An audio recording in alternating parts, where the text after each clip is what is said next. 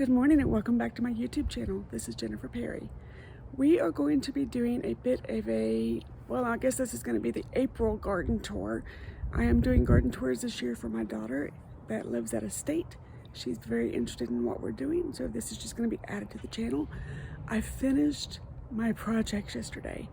I am walking around like a little old lady today. I am hurting like nobody's business. My hands hurt so bad, but it is so worth it because I finished what I have been trying to do for over a year.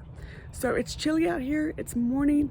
I'm trying to get this filmed while it's kind of good light for filming. So let me get this camera turned around and show you what I was able to get done. Okay, so we're gonna start off with the fire pit. I was able to get the wood taken over to our compost center, and I am slowly but surely knocking this out with a sledgehammer. Some of it is just falling apart because it's time to go. Some of it is still there, so I'm just kind of getting after it with a sledgehammer little by little, but the hammer is heavier than I am, so it takes a little bit. We're working on that. You will see over here, my little storage area is cleaned out. I am putting some of the bricks in the little storage area to kind of help it not be quite so muddy. This is not anything that gets seen on an everyday basis. I put spare compost over here. I put spare bags of mulch over here. So this is all normally covered up. My little potting shed where I keep all my pots and everything. These water bags I'm going to be cleaning and recharging to go on the hydrangeas. These keep the hydrangeas alive in Texas during the heat of our summer. So they're definitely needed here where I live. So I'll be getting those charged up and cleaned soon. And then this is out of that huge pallet of mulch. This is what is left. There's about, ooh, it is cold. It is about 15 bags of mulch that is left. Some of it, I've got some not bare spots. I've got thin spots back here that I still want to put some more mulch down. So some of it's still going to go back here. And then what's left is going to go in the front yard and kind of refresh those beds. And then y'all, look at this. Let me give you a quick overview and then we'll talk about what's in the beds.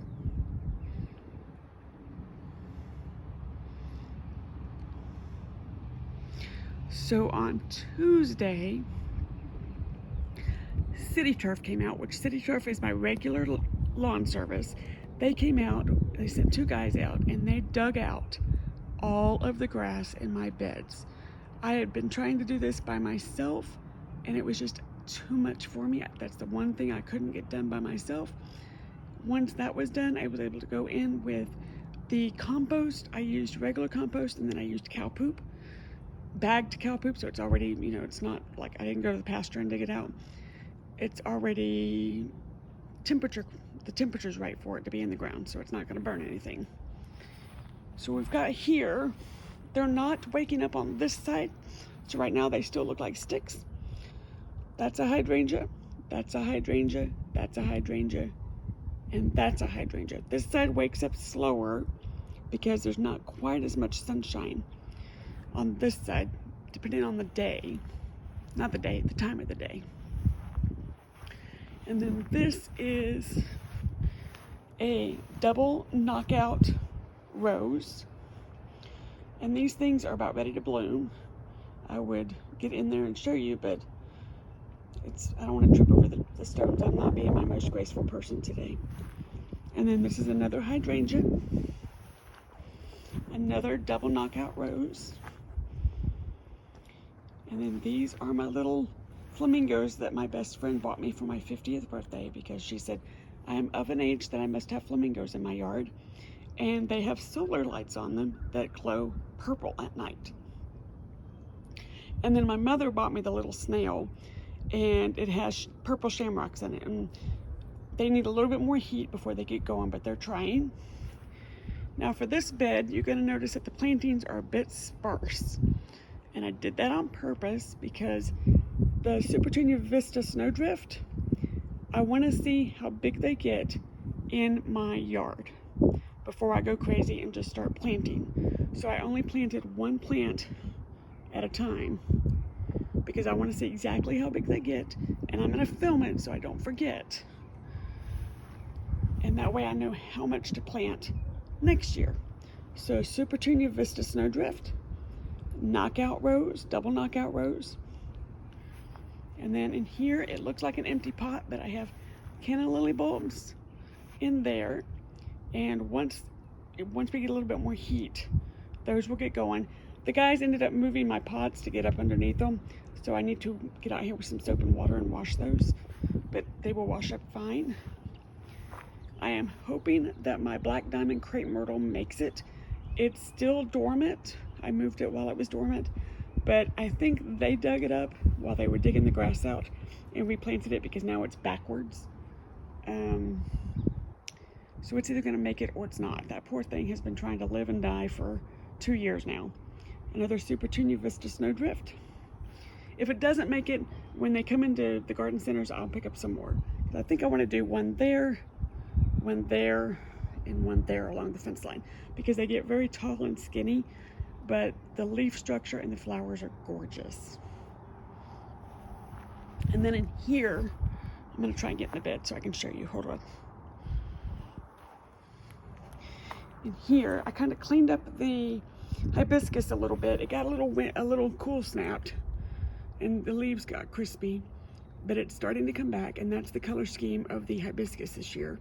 Let me see if I can shadow it so you can see a little better.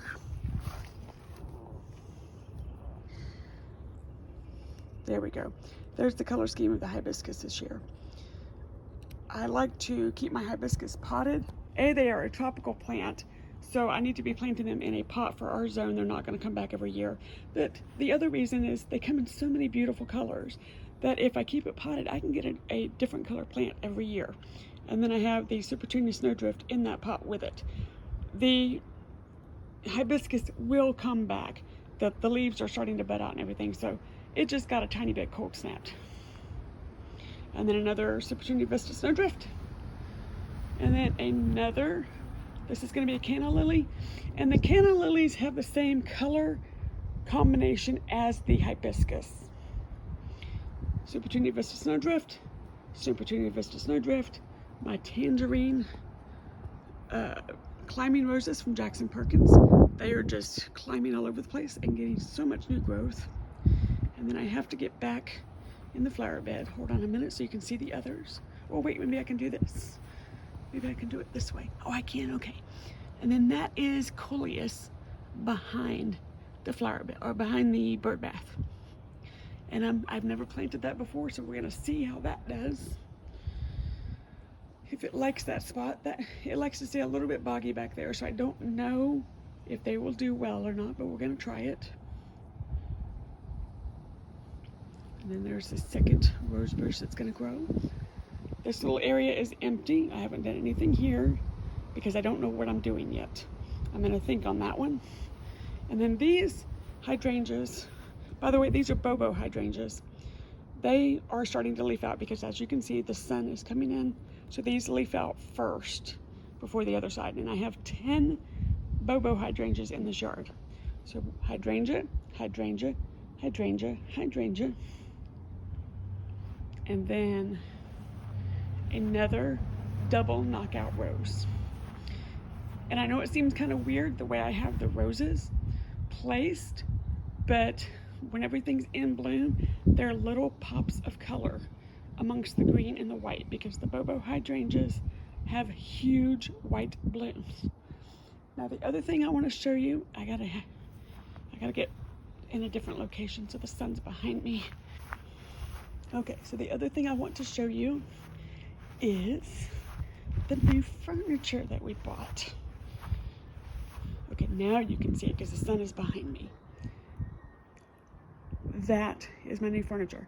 Now I have the umbrellas down because the wind is really crazy right now. So the umbrellas are down on the ground so they don't get blown over. I would rather put them on the ground at night than have them go through the window. So we're gonna go up. And in my pots, I have Supertunia Honey.